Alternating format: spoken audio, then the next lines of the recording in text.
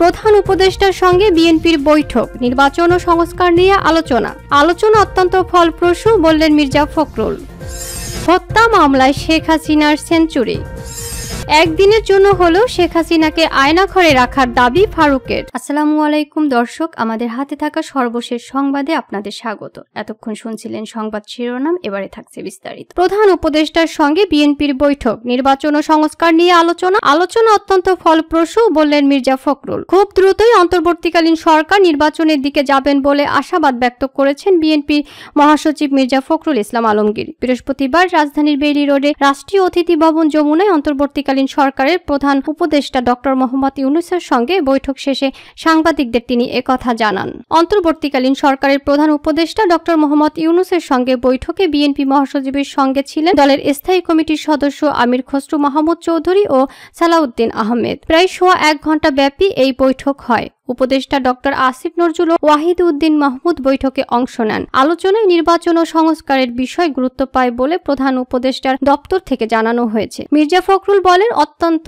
ফলপ্রসূ আলোচনা হয়েছে। আমরা অত্যন্ত আশাবাদী যে এই অন্তর্বর্তীকালীন সরকার, যার নেতৃত্বে ডক্টর মোহাম্মদ ইউনূস রয়েছেন, তাদের আন্তরিকতা, দেশপ্রেম এবং যোগ্যতা দিয়ে খুব দ্রুত একটা স্থিতিশীল অবস্থায় নিয়ে আসতে পারবেন।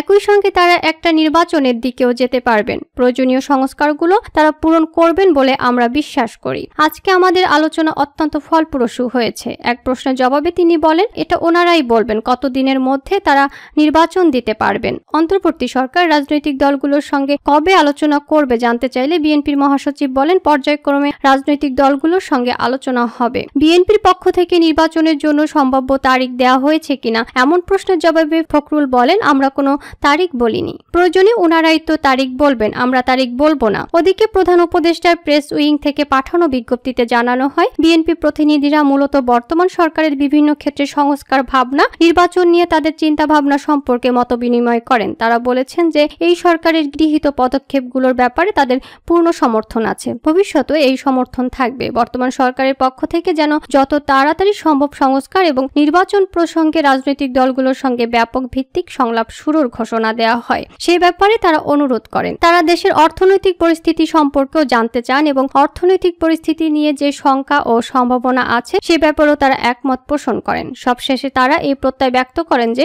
বর্তমান সরকার সংস্কার এবং নির্বাচন সম্পর্কিত এবং অর্থনৈতিক শৃঙ্খলা রক্ষার জন্য যে পদক্ষেপগুলো নেবে সেটা নিয়ে সবাই একসাথে কাজ করবে এবং তারা সেটার একটি সমন্বিত অংশীদার হবেন।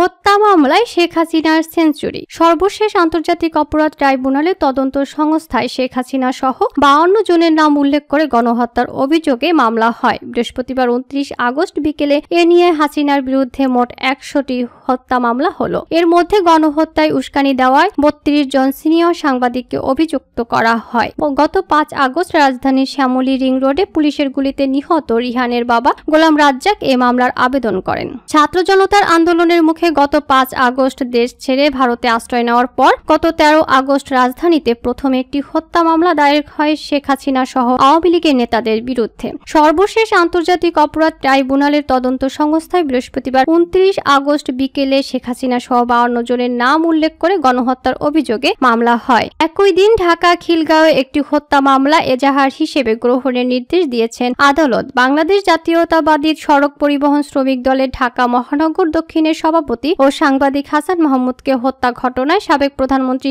শেখ হাসিনা সহ 35 জনের বিরুদ্ধে মামলা করা হয়েছে। ছাত্র জনতার আন্দোলনের মুখে পড়ে গত 5 আগস্ট আওয়ামী লীগ সরকারের পতন হয়। ওই দিন শেখ হাসিনা সরকার প্রধানের পদ থেকে পদত্যাগ করে ভারতে পালিয়ে যান। এরপর থেকে আওয়ামী লীগ সরকারের আমলে খুন, গুম ও হত্যাকাণ্ড নিয়ে একের পর এক অভিযোগ উঠতে থাকে।